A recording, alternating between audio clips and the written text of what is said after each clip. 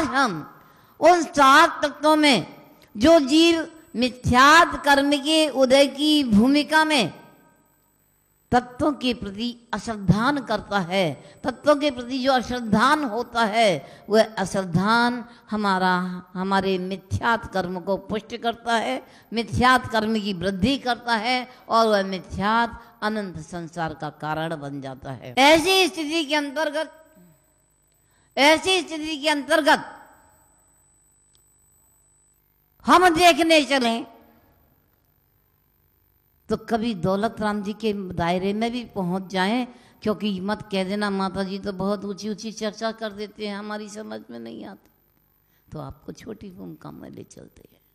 कभी दौलत राम जी कहते हैं जीवादि प्रयोजन्य भूत तत्व शरधे 3 माहि विपर्यत। जो जीवादिक सब 7 तत्व प्रयोजन भूत है, प्रयोजन भूत माने अपने आत्मा के साध्य में कारण है, उनमें यह जीव विपरीत श्रद्धान करता है। अब विपरीत श्रद्धान कैसा है? जीव तत्व चेतनमय है, लेकिन चेतना रूप लक्षण से जो जीव द्रव्य पहचाना जा रहा है उसके विपरीत अपनी स्थिति पर पहुंच जाता है। जिसके लिए कवि दौलत राम जी ने कहा बोधे गले नभ धर्म अधर्म काल, इनते न्यारी है जीव चाल, ताको न जान विपरीत मान, कर करे देह में निज पीछान। क्या हुआ? पुद्गल नभ मने आकाश, पुद्गल नभ धर्म अधर्म काल, 5 द्रव्यों के नाम आ गए। कौन बचा? कौन बचा? द्रव्य तो 6 है ना, जीव बचा। इनते न्यारी है जीव चाल। इन 5 द्रव्यों की जो व्यवस्था है, जो लक्षण है, जो परिभाषा है, उससे भिन्न एक जीव द्रव्य की परिभाषा है। जीव किसे कहते हैं? यदि जानना चाहोगे तो आचार्य देव कहते हैं चेतना ही जिसमें पाई जाए वह जीव कहलाता है। यदि कहने को हम मूर्तिक बुद्धगल द्रव्य का लक्षण है, अमूर्तिक भी कह सकते हैं आत्मा का लक्षण, लेकिन अमूर्तिक कहने से भी नाना दोष आते हैं, उन चर्चा में अभी नहीं करूंगी। लेकिन अमूर्तिक के कहने में नाना दोष आते हैं, लेकिन चेतन के कहने में कहीं भी कोई दोष सामने नहीं आता है। जीव का लक्षण क्या है? चेतना। चेतना का मतलब होता है जानना और देखना। इनते न्यारी है जीव चाल, जो 5 द्रव्य हैं उनसे भिन्न जीव तत्व की चाल है, जीव तत्व की पहचान है, इसलिए उसे जानो। लेकिन यह प्राणी करता क्या है? ताको न जान, उसको वैसा नहीं जानता। ताको न जान विपरीत मान, उसको वैसा न जान करके विपरीत मानता करता है। तो क्या होता है? कर करे देह में निज पहचान, दर्पण के सामने खड़ा हो जाता है। स्नान किया, कपड़े बदले, नाना प्रकार के चेहरों वस्तुओं से चेहरे की पुताई की, रंगाई की, क्या करते हो आप जानो है। और दर्पण के सामने खड़े हो गए, मैं कैसा लग रहा हूं? किसको मैं कह रहे हो? विचार किया कभी? किसको देख रहे हो? किसको अच्छा बुरा देख रहे हो? किसको अच्छा बनाने की कोशिश कर रहे हो? अरे भाई ये तो पुद्गल है जिसका तूने रंग रोगन किया, जिसमें नाना प्रकार के अभक्ष, नाना प्रकार की अश्लील वस्तुओं से जिसे श्रृंगारित किया, और कहता है मैं अब अच्छा लग रहा हूं, मैं देखो कितना अच्छा लग रहा हूं। अरे तू अच्छा है? कौन अच्छा बना है? एक दीवाल को पोत दो और कह दो दीवाल अच्छी है, तो वहां तक तो सत्य है, लेकिन दीवाल अचेतन है, तुम अचेतन नहीं हो। तुम चेतन के धर्म से जाने जाते हो, चेतन के लक्षण से जाने पहचाने जाते हो। भाई वो चेतन का लक्षण अच्छा और बुरा इस चेहरे की अच्छे बुरे से नहीं पहचाना जाता। बस यही अंतर है कि वह मिथ्या दृष्टि जीव क्या करता है, जीव द्रव्य को चेतना के लक्षण जानता हुआ भी या नहीं जानता हुआ वह पुद्गल को ही अच्छा और बुरा मानता है। शरीर में ही अपनेपन की पहचान करता है, जो यह है वही मैं हूँ और मैं है वही मैं हूँ। करे करे देह में निज पहचान, शरीर के अंदर अपनी आत्मा की पहचान बना रहा है। मैं हूँ, मैं सुंदर हूँ, मैं गोरा हूँ, मैं काला हूँ, मैं बुद्धिमान हूँ, मैं अज्ञानी हूँ, मैं ज्ञानी हूँ, मैं चतुर हूँ, मेरा समान कोई दूसरा, क्योंकि सारी समाज मेरी बात मानती। बंधु, ये सारी की सारी कर्मोपाधि से ग्रसित अवस्थाओं के नाम है। पिछले कर्म के उदय से ज्ञानावरणी कर्म का क्षय उपशम आपको मिल गया, आपकी ज्ञान शक्ति बढ़ गई और ज्ञान जानने की शक्ति बढ़ी, आपकी मान्यता हो गई, पूजता हो गई, तो मेरे समान कोई नहीं। लेकिन कौन किसकी मान्यता कर रहा है, विचार करना। ये तुच्छ ज्ञान की चर्चा के पीछे तू भटक मत जाना। तेरा स्वरूप तो केवल ज्ञानमय है। जहां सूर्य का प्रकाश होता है वहां दीपक जलाने की आवश्यकता नहीं होती, लेकिन जहां सूर्य का प्रकाश नहीं पहुंचता है उस अंधकार की कोठरी में दीपक को जला करके ही वस्तुओं का अवलोकन किया जाता है। जब तक केवल ज्ञान रूपी सूर्य हमारे पास नहीं है, तब तक अनादिकाल से अज्ञान अंधेरी कोठरी में ये आत्मा भटक रही है। उसके लिए आगम रूपी दीपक लेकर के ही मुझे अपनी कोठरी का, अपने मकान का संशोधन करना होगा और जानना होगा कि मेरी आत्मा का स्वभाव क्या है, मैं कैसा हूँ, किस प्रकार का हूँ। यदि तुम अपनी समझ पर पहुँच जाओगे तो जीव तत्व के श्रद्धानी बन जाओगे, सम्यक दर्शन के अंगों में जुड़ जाओगे, सम्यक दर्शन के लक्षण से जुड़ जाओगे। लेकिन यदि शरीर में अपनी पहचान बनाते रहे तो क्या होगा, अनंत संसारी जैसे अभी तक बने आए हैं उसी प्रकार बनना है। क्या किस किस को बनना है, हाथ ऊंचा कर दो। बनना है किसी को? माता जी कोई नहीं हाथ ऊंचा करेगा। लेकिन वस्तु इसलिए बहुत अच्छा है, आप मोक्षु है, ज्ञानी है, ध्यानी है, आगम मिला है, जैन धर्म जैसा धर्म मिला है। ऐसे धर्म को पाकर के भी यदि हम कहीं पर में खोए रहे, पर को अपना मानते रहे, तो बात बनने वाली नहीं होगी। ध्यान रख लेना। पर को अपना मान बैठा, आपको जाना नहीं और आपके जाने बिना परमात्मा पद पाना नहीं। और परमात्मा पद पा लिया तो फिर जगत में आना नहीं। तो बंधु बस इतना ही करो, ज़्यादा नहीं ही कहूँगी। घड़ी की सुई अपनी जगह पहुँच चुकी है, अब मैं क्या करूँ।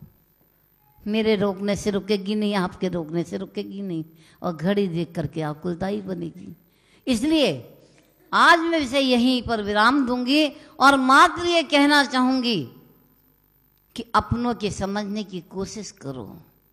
जीव तत्व का विपरीत सिद्धांत किस प्रकार से होता है, ऐसा श्रद्धान हम अपने श्रद्धान में न जोड़ें, अपने अंदर न बनाएं। यदि वास्तव में हमें अपनी आत्मा की सुंदरता देखनी है, स्वच्छता देखनी है, तो भावों के माध्यम से जोड़ें। हमारे परिणाम कैसे बन रहे हैं, किसके प्रति शत्रुता के बन रहे हैं, किसके प्रति मित्रता के बन रहे हैं। कहीं राग पनपता है तो कहीं द्वेष पनपता है। इन सारी दुविधा विपरीतताओं को छोड़ दोगे तो तुम्हारी आत्मा परमात्मा बनने में देर नहीं लगेगी। इन्हीं शब्दों के साथ लूंगी विराम। सभी को मेरा शुभ आशीर्वाद। जयतु जय शिवगामी देवम जयति जय जिनिशासिनम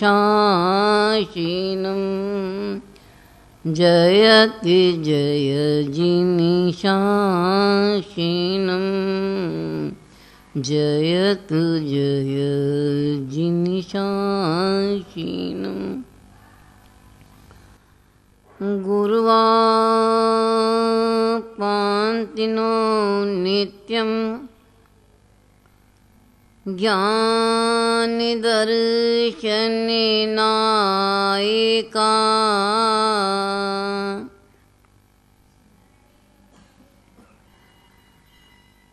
चारित्राणवगम्भीरा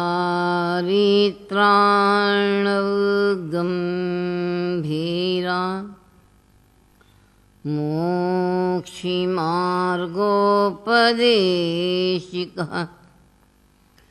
बोलिए देवादिदेव एक हजार श्री आदिनाथ भगवान की। उपसर्ग देवादेव एक हजार श्री पार्श्वनाथ भगवान की। वर्तमान शासन नायक देवादेव एक हजार श्री महावीर भगवान की। परम पूज्य आचार्य श्रोणी आचार्य श्री शान सागर जी महाराज की। परम पूज्य समाधि सम्राट आचार्य श्री विमल सागर जी महाराज की। परम पूज्य गुरुदेव आचार्य श्री निर्मल सागर जी महाराज की। जैन धर्म की, सत्य धर्म की। प्रत्यक्ष में विराजमान जिनेन्द्र प्रभु के चरणों में नमन, वंदन, अभिवंदन। 1452 गणधर देवों के चरणों में नमन, वंदन, अभिवंदन। उपस्थित त्यागी वृंद, धर्म प्रेमी बंधुओं, माता और बहनों, इस धर्म सभा में बैठ कर के कहीं या कहीं जिनालय में बैठ कर के जिन जैसा बनने के लिए, धर्म को धारण करने के लिए यहाँ पर आए हैं। जैसा कि माता जी ने कहा था कि विपरीत अथवा प्रतिकूल साधन होने के बावजूद भी यहाँ बैठे हैं। बंधुओं, यहाँ वही आ सकता है जिसे आत्मरंजन की आवश्यकता है। मनोरंजन तो कहीं भी हो सकता है, घर में बैठकर, पिक्चर में बैठकर, टीवी के सामने बैठकर के, बच्चों के साथ बैठ कर के। लेकिन धर्म से जिसे अपनी आत्मा को रंजायमान करना है, अपनी आत्मा को समझना है, जानना है, वही जीव इस सभा में आकर के बैठते हैं।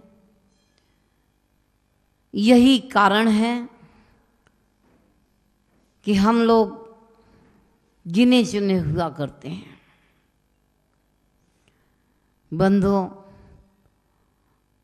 विपरीत मौसम में भी उस विपरीतता को ग्रहण नहीं कर रहे हैं।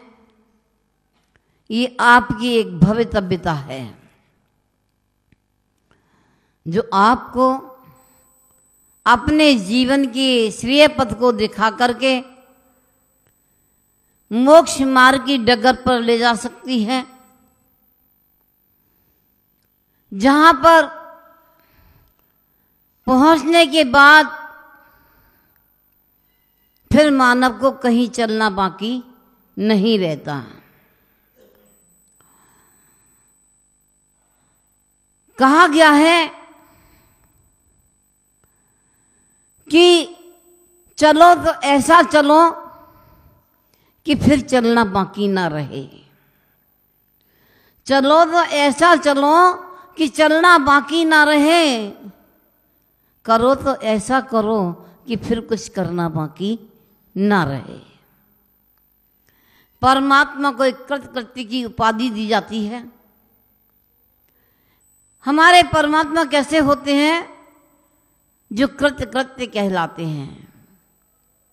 कृतकृत्य का तात्पर्य जिन्हें अब कुछ करने को बाकी नहीं रहा है, यही अर्थ है ना। जिन्हें कुछ करने को बाकी नहीं है वह कृतकृत्यता कहलाती है। क्योंकि भजन के माध्यम में कहा गया है, हाथ पे हाथ रखा ऐसे मानो कुछ न रहा जैसे, हाथ नहीं हथियार है कोई, मारे कर्म दुष्ट कर्म कैसे। बंधु, कहने का तात्पर्य मात्र इतना ही है कि जिन्होंने अपने हाथ पर हाथ रख करके बैठे हैं, अब उन्हें कुछ इन हाथों से करना बाकी नहीं है। खड़गासन मुद्रा होती है प्रभु की तो दोनों हाथ नीचे होते हैं, दाएं बाएं ऊपर नीचे ऐसा कभी नहीं होता। ऐसी मुद्रा हमारी बन जाए, ऐसे परम पिता की शरण में आने के बाद हमारी आत्मा भी परमात्मा बन जाए। बंधो, ऐसी परमात्मा दशा पाने के लिए आपकी शरण में आए हैं। प्रभु, ये शरण मेरी छूट ना पाए। जीवन मरण की गतिविधियों को जिन्हें अनादिकाल से करते आ रहे हैं वे ना हो, बस इतना ही चाहते हैं, अन्य कुछ भी नहीं।